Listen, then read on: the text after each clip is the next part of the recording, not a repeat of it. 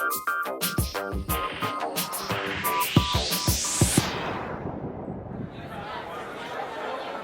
welcome to the pre-debate live interviews with our participants in tonight's conversation about Russia and the West's relationship with Russia. The resolution that we'll be debating, 7 p.m. Eastern, here in Toronto, Canada, is be it resolved the West should engage, not isolate Russia. I'm joined by the first of our debaters. He's going to be arguing for the resolution.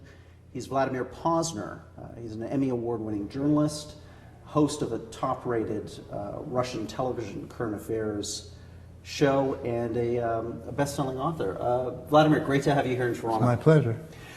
You've had really a lifetime of engagement with this relationship, sometimes good, sometimes not so good, between the Western world and Russia. Where are we at right now? Are we in the beginnings of a new Cold War? Well, first of all, it's been more the relationship between the U.S. and the USSR for a long time, and then the U.S. and Russia.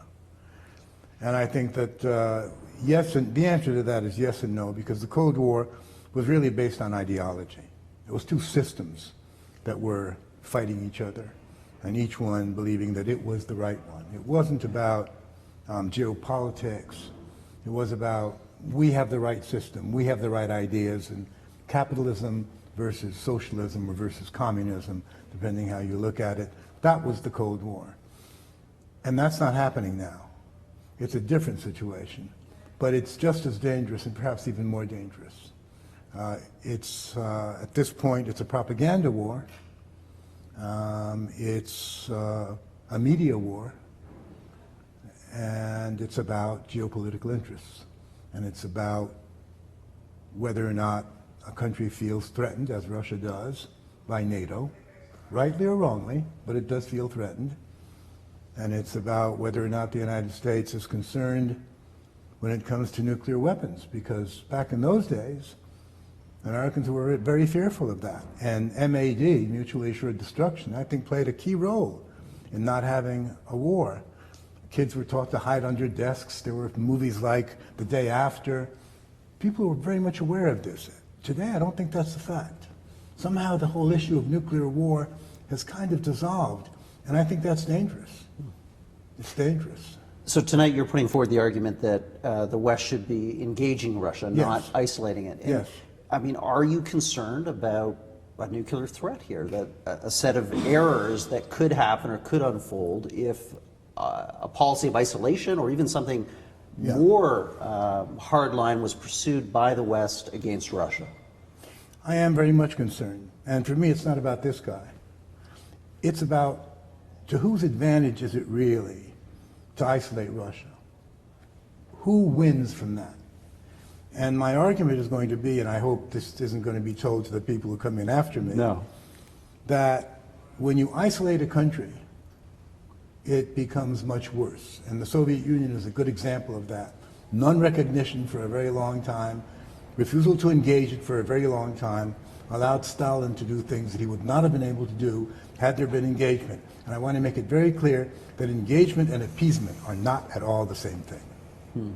Look at the relationship today from the lens of what's happening in the Ukraine. I'm sure your opponents tonight are going to say what happened first in Crimea and now in the eastern regions of the Ukraine, we simply don't sanction this in the world in 2014, 2015. Russia's behaved in such a way that it has, in effect, labeled itself as a rogue state, and it should be treated as such. How are you going to respond to that line of criticism? Well, if that line does come up, as you've mentioned it, I would say that, first of all, Russia sees what is happening in Ukraine as a threat.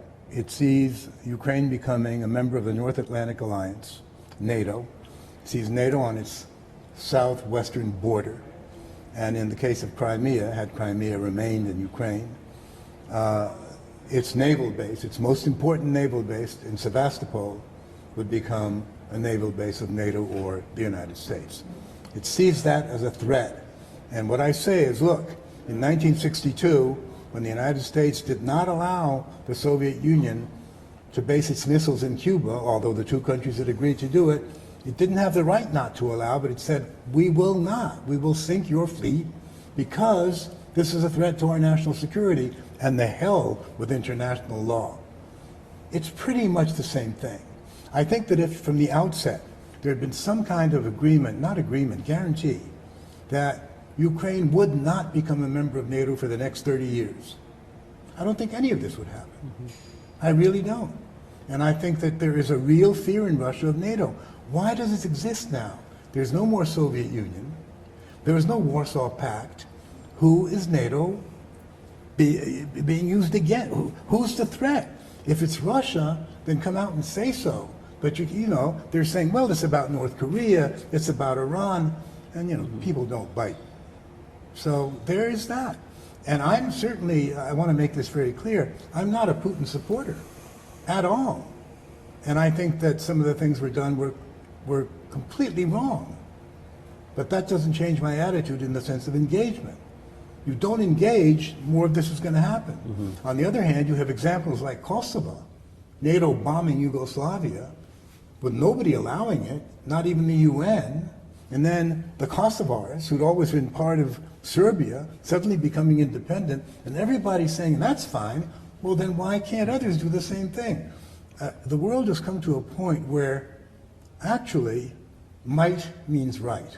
Who's ever stronger does what the country wants. And today, the United States is the 800-pound gorilla, there's no doubt about that, and Russia is very concerned, correctly or incorrectly. Yeah.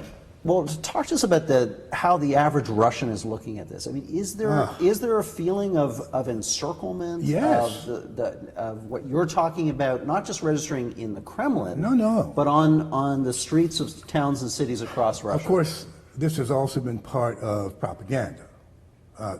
The major television outlets in Russia, the so-called federal channels, are either owned and operated or operated by the government. And so the picture that people get of the world and of what's happening inside the country is a Kremlin-organized picture. That is propaganda, and it's pretty effective. But, you know, people are not stupid. And you know the thing with what Lincoln said, you can fool some of the people, and so you can't fool them all the time. And so if they did not have the feeling that the West kind of had it in for Russia, kind of saying, you know what, you lost the Cold War, shut up. Go back into your cave. You're a second-rate power. We don't care about you. If there hadn't been that feeling of being disrespected and disregarded, and it's a great nation, you can't deny that, probably the reaction would have been different. Today, the degree of anti-Americanism in Russia is far higher than during the Cold War. Not then, it was against the American government, against the American system. Today, it's against Americans. Americans are seen as the enemy. And on the other side of the equation, you have over 80% of the Russians supporting Putin. And this is a poll done by a very respectable independent organization called the Levada Center. So that's how they look at it. That is how they look at it. Finally, where does this conflict go from here? Let's say you're right, and let's say the West can find its way through to a new, quote, engagement with Russia. What would that look like? And are you optimistic that that could, in the immediate term or the near future, bear some results? I'm not optimistic. I don't think it could happen while Obama is president of the United States, because it would mean loss of face and all of those things. I don't think it can happen when Putin's the president of Russia, because there's a profound distrust. You can't trust the Americans, you know. You really can't, is what he's saying. So I would be optimistic if there were a change in leadership in both countries. I think that would be the key to real change. Otherwise, it's going to be very slow, very difficult, and as I said, I'm not optimistic. Maybe, you know, there's light at the end of the tunnel, but I'll tell you what, it's a heck of a long tunnel. We know there's going to be a change in leadership in the United States, 2016. Yeah. We're not so sure about Russia. We're pretty sure there won't be. Right.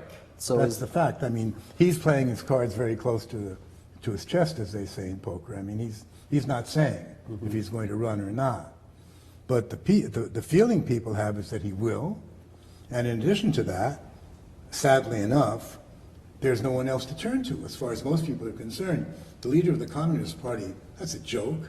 The leader of the so-called Just Russia Party is even more of a joke. The leader of the Liberal Democrats is a clown.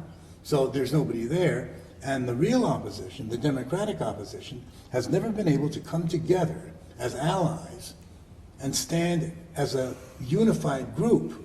So everyone's in his little corner, so there's no one out there. And of course, a lot of people would say, well, Putin made sure that there'd be nobody out there. But yes and no, they've done an awful lot themselves, these people, to isolate themselves from the majority who say, you know, who are they? They're rich and they don't care about us, and Putin does. He's brought Russia back. Now you have to contend with Russia. You can't just ignore her. So I'm not optimistic, no. Okay. Well, Vladimir Pozner, we're going to leave it there, but you've got a great debate set for you tonight. Thank you for coming from Moscow directly to participate in this debate. It's great to have you here in Canada. Thank you so much. Thank you again.